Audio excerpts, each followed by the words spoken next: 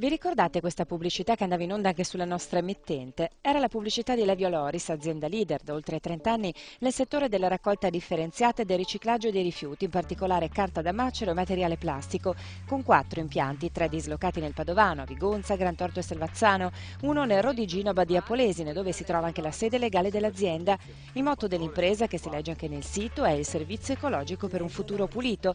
Pulito si fa per dire, dal momento che, secondo quanto accertato dai carabinieri del Nucleo Ecologico di Venezia, proprio la ditta Levio Loris avrebbe spedito rifiuti tossici pericolosi sia per la salute umana che per l'ambiente, spacciandoli per materie prime secondarie che, secondo le norme comunitarie, possono essere rilavorate.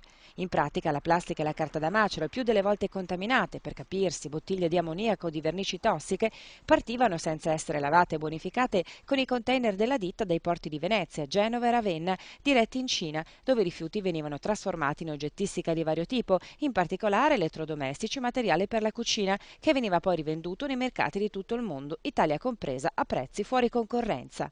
Le indagini sono concluse, ma l'attività e i controlli dei carabinieri del NOE continuano per evitare che i danni all'ambiente e l'illecito smaltimento dei rifiuti continui. In 5 anni di indagini i carabinieri hanno scoperto un traffico da 230.000 tonnellate di rifiuti tossici per un volume d'affari illecito pari a 6 milioni di euro. 2 le ordinanze di custodia cautelare in carcere emesse nei confronti del titolare dell'azienda e di una cittadina cinese residente a Padova che gestiva le spedizioni in Cina. 9 invece gli obblighi di dimora nei confronti di altrettanti dipendenti dell'azienda, tutti incensurati. I reati contestati vanno dall'organizzazione per il traffico illecito dei rifiuti al falso documentale, alla gestione illecita dei rifiuti, all'associazione a delinquere finalizzata a questi reati.